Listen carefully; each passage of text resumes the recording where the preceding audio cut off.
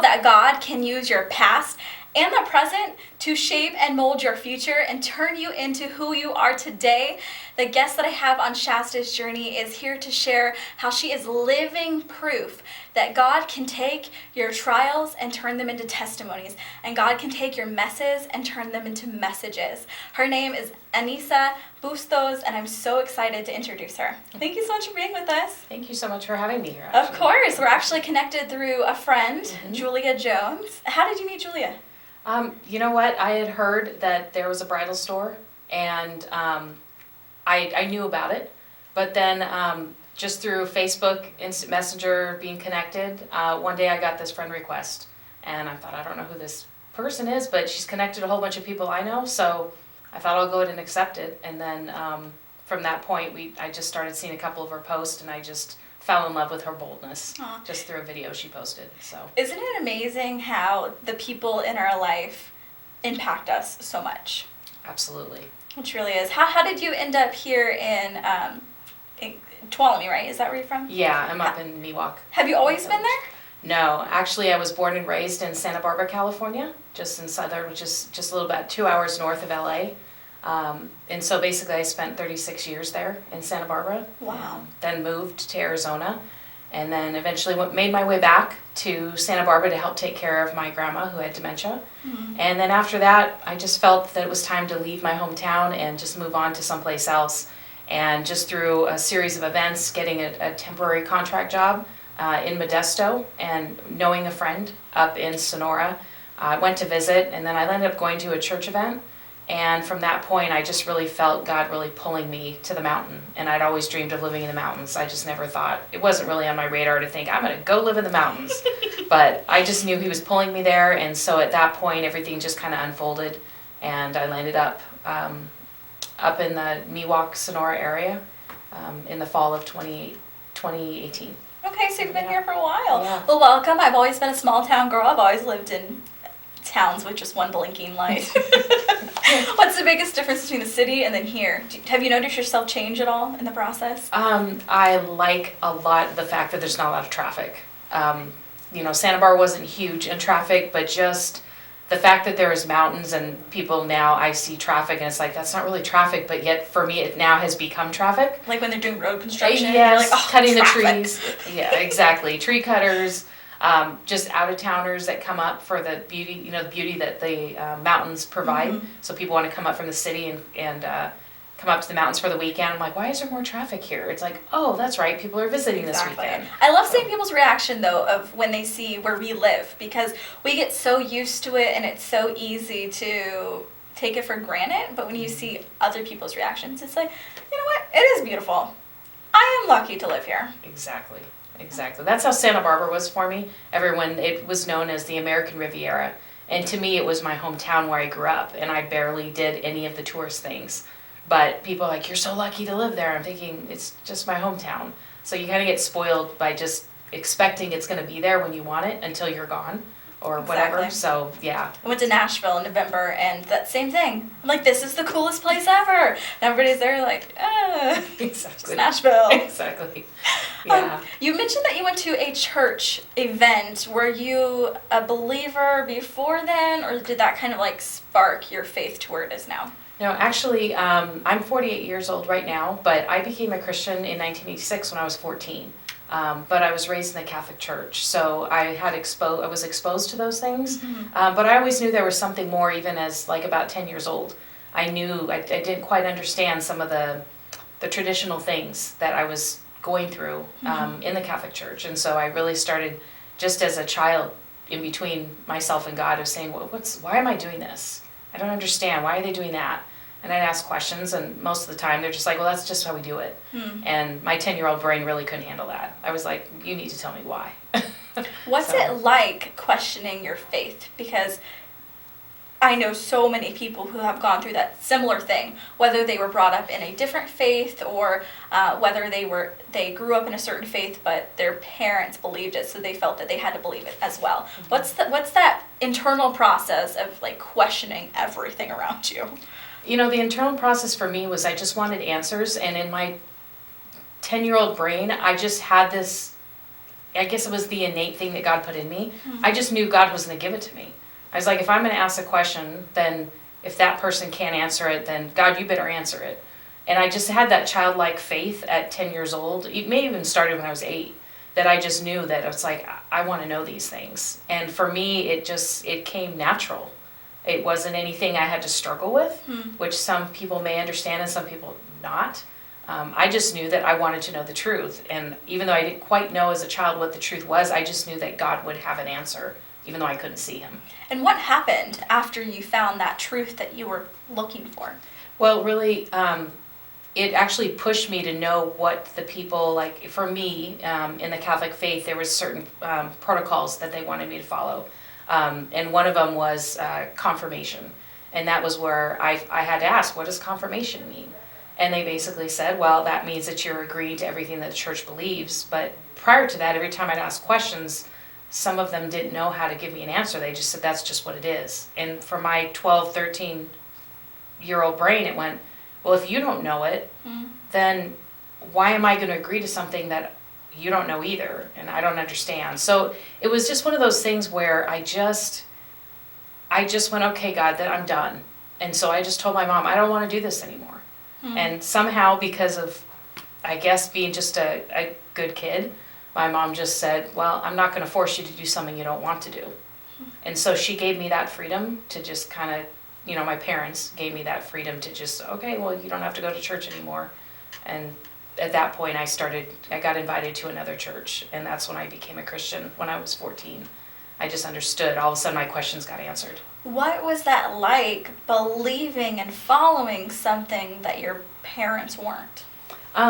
Initially, I think it was a little bit of a struggle because I had family that were kind of questioning my parents of why are you letting her make a decision she needs to listen to you at whatever level that was.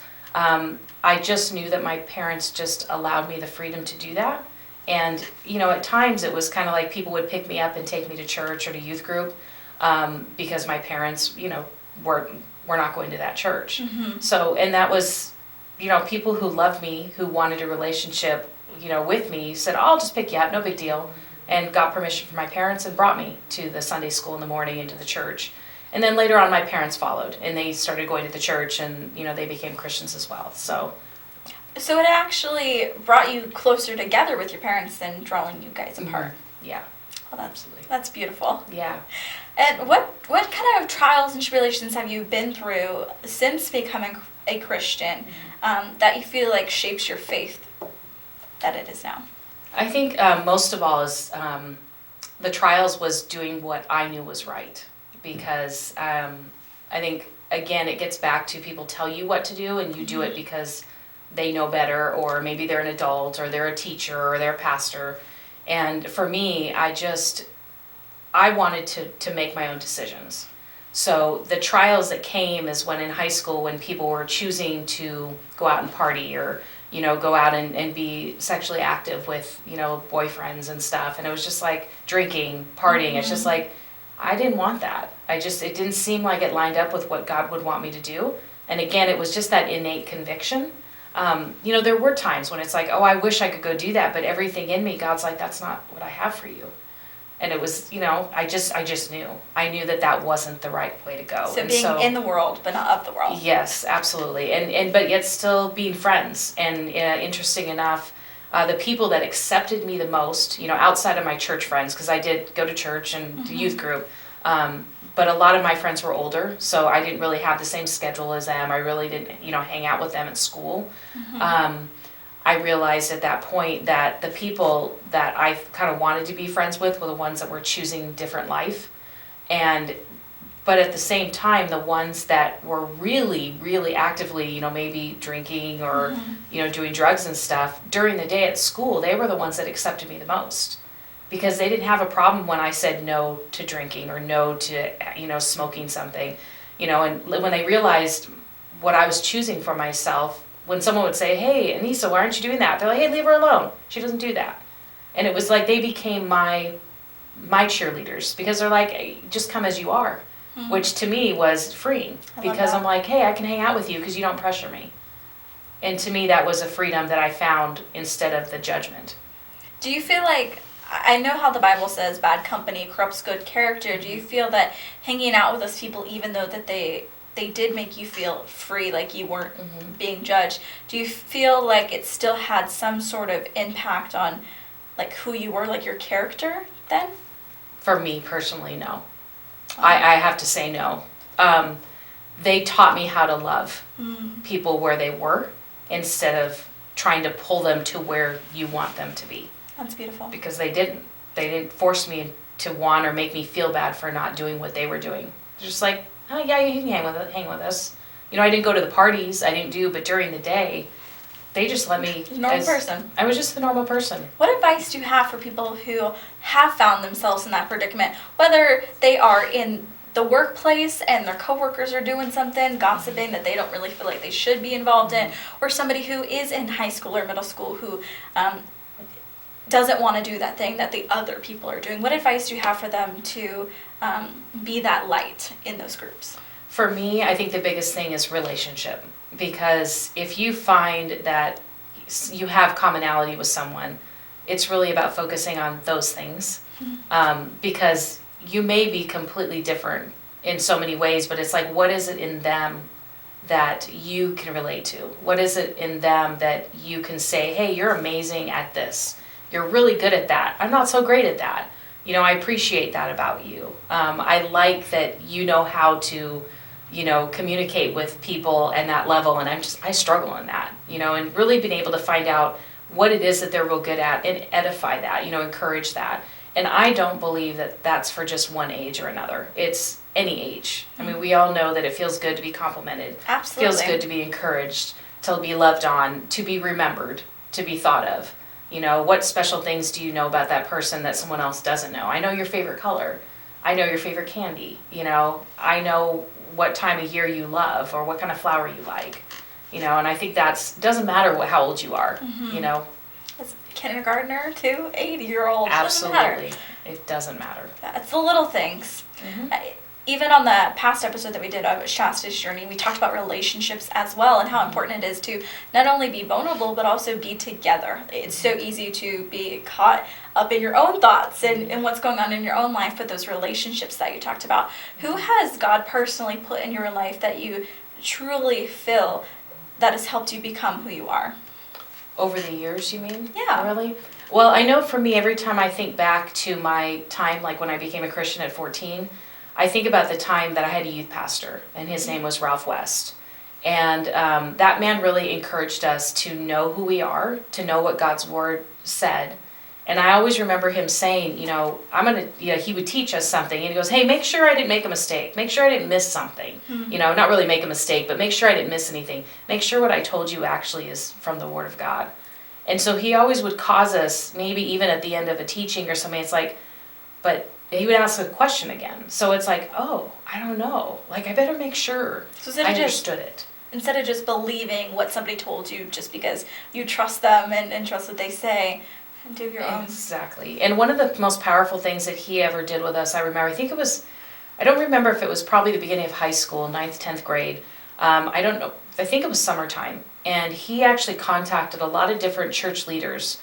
I know we had gone to, I think it was Jehovah's Witness church. It might have been a Mormon church as well, Jewish synagogue. Went to a mortuary in the last trip, but over a certain amount of weeks, he actually called up the leaders of those churches that he had friends with and said, hey, I want to bring my students, and I want them to have the freedom to ask you anything they want about what you believe. And really the premises was, so he always wanted to teach us how to respect others, how to honor what they believe, because it's not about us being better than anybody else, it's about us meeting people where they're at, and to know that we have to educate ourselves about what other people believe, because we can't just be like, hey, I'm better than you, I know more than you, have that attitude. And it was always like, how are you going to honor and respect that person when they don't think or believe like you? Because they are a human being, and they have every right to be respected and honored, even if you don't agree, even if you don't, but you need to be able to have that ability to sit across a table from somebody and have a conversation and say, teach me something about you that I don't know, or that maybe we don't believe. Why do you believe it? And so he gave us that freedom over a period of weeks, and really it was about eternity in the big picture, because our last meeting was going to a mortuary, which was one of the men from our church ran the mortuary. So we really got to see the tangible of what happens to a body after they die, the mortality of it, but yet also the eternity of what we believed. That is amazing. I've never heard of any other youth pastor or anybody willingly doing that. I know when somebody asks you a question, you're put on the spot, but like just embracing people asking questions. How do you think that mindset and that shift in your ability to communicate with people, even when you don't agree with them, how do you think that has positively affected your relationship since then? Massively, because I've been able to go into relationships knowing that the chances are 90%, we just know, 99%, 100%, we're never all going to agree on the same thing. That's just a fact. And I think because I was trained that way, raised that way, and I say trained loosely because the reality is I'm not a robot. And I will go into situations, some people are like, I didn't expect that from you. Like, oh, you thought you knew me. You actually didn't. But that's okay, I'll give you some grace, It really trained me to know that I can't expect the world to revolve around me, really. I can't expect that. What areas do you feel like you still struggle with? Because, sitting over here, like, I don't know you personally, but from here, it looks like you're doing great. Like, you know how to interact with people, you know how to be respectful and loving, but what areas do you feel that you need to personally work on? I think the biggest thing for me is being able to sit with people who judge. That is a hard thing for me to really be able to sit with somebody and sit where they are judging people. Because then I have to really look at the mirror of myself and go, ooh, where is this discernment? Where is this wisdom? And where is this healthy judgment? And where is it complete judgment that I have no business taking part in? So for me, that's the biggest struggle, is really being able to self-monitor myself of when am I stepping over the line, of am I judging and is it unhealthy? Am I using my wisdom? Am I using discernment?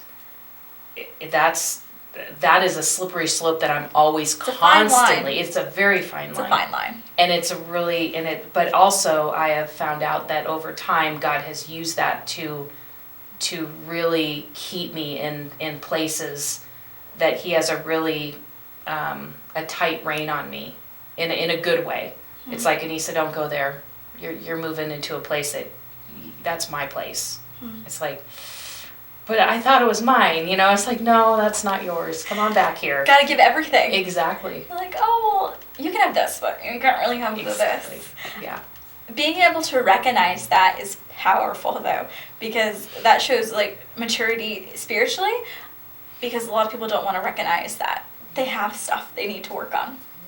And over the years in your faith, how have you come to know your personal identity in Christ? Because it's different from your identity in the world, but how has that shaped your relationships as well? In regards to being understanding who I am? Yes. And walking in my identity? Exactly. For me, I think my identity is something that I think all of us at times struggle with. I think the biggest thing is stepping into knowing when I'm trying to create my own identity and when I'm actually being obedient to who God's called me to be. And that's not easy either, because it's one of those things where it's like, God, I know this is who you made me to be, but nothing feels like that right now.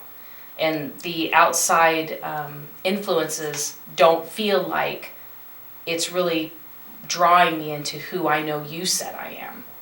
And so really struggling with those pressures has been a struggle. However, at the same time, I am fiercely bold when someone tries to tell me who I am.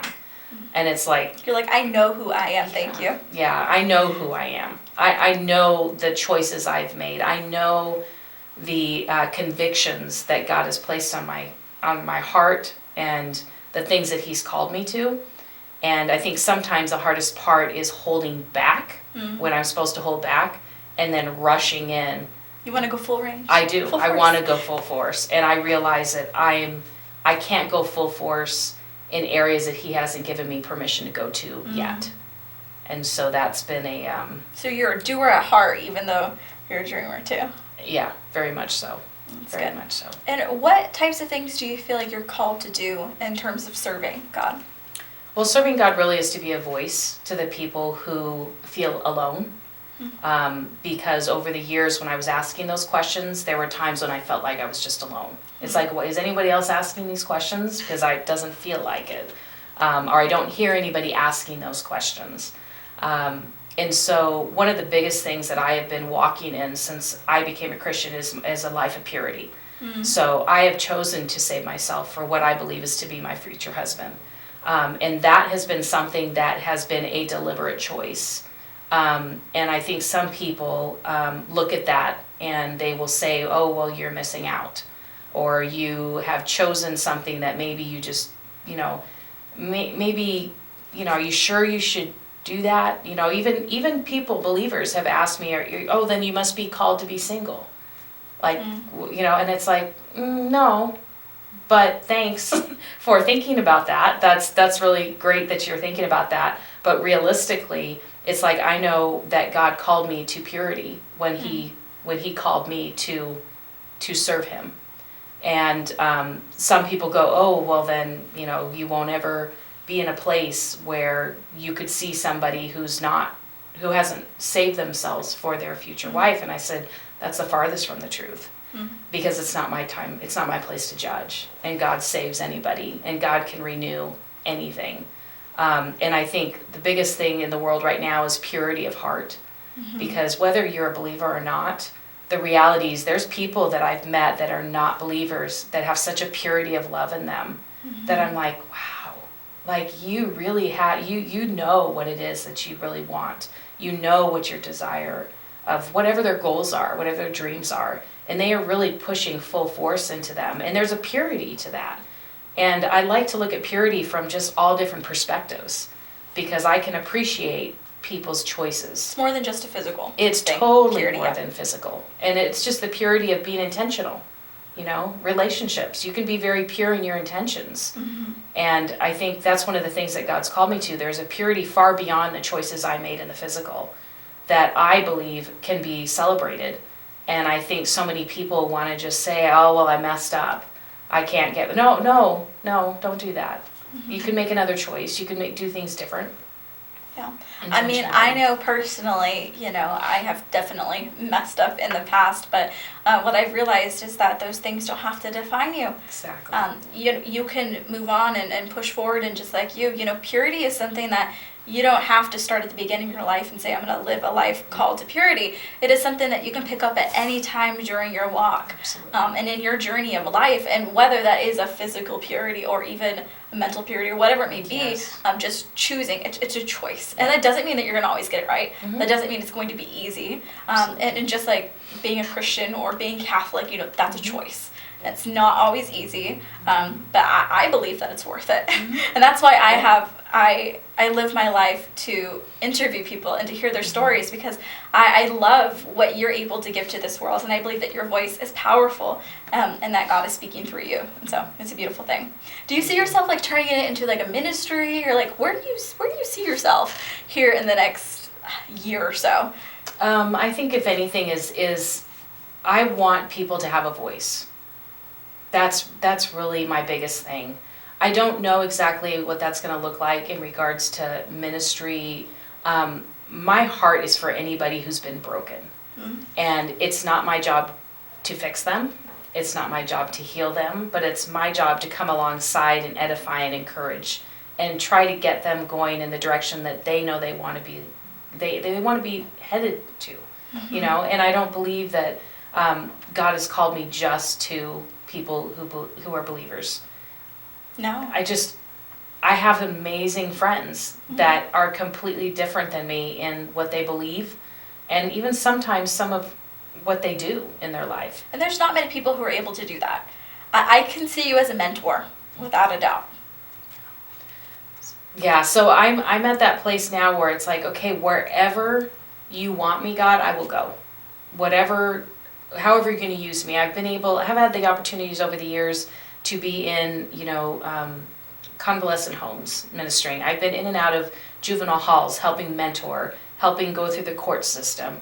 Wow. I've been with friends who have been suicidal, and I've been on mental health wards, psychiatric holds. It's taken me there in a lot of different ways. And I've been with foster children. I've had friends who have been abused, you know, physically, sexually, verbally. God's had me walk alongside of people since I was 12 or 13 years old, of just being their friend and being there for them. And so what God has gifted me with is a lot of opportunity and that's why, you know, I said earlier about purity. I've had people share things with me that some people can't handle hearing. But the reality is God gave me the purity of heart to be able to say, it's okay, I love you. It's okay, there's nothing wrong with you.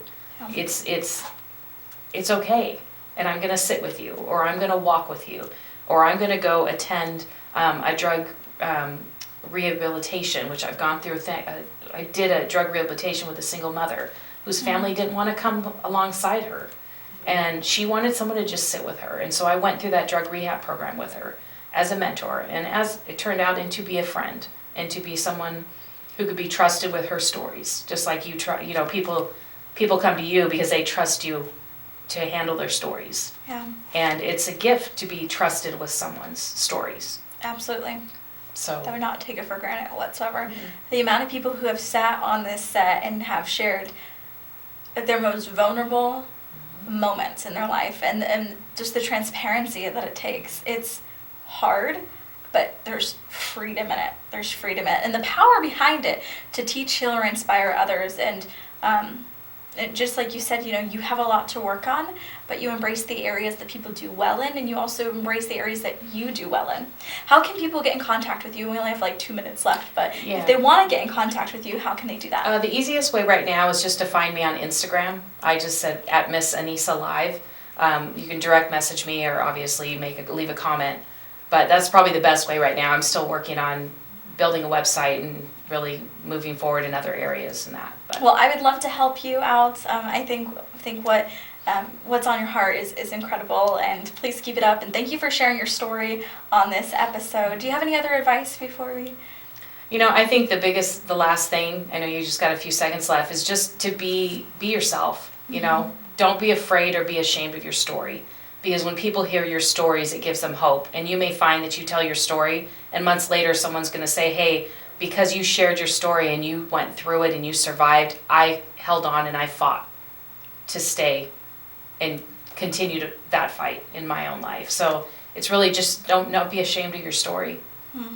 Beautiful words. I want to thank you so much for being on the show, and also I want to thank you for watching Shasta's journey and supporting me in this. I can't wait to see what God's doing in your life. Please go to shastasjourney.com, share your story, reach out. I'd love to pray with you, and start binge watching some episodes, because there's tons of stories that you can watch. God bless.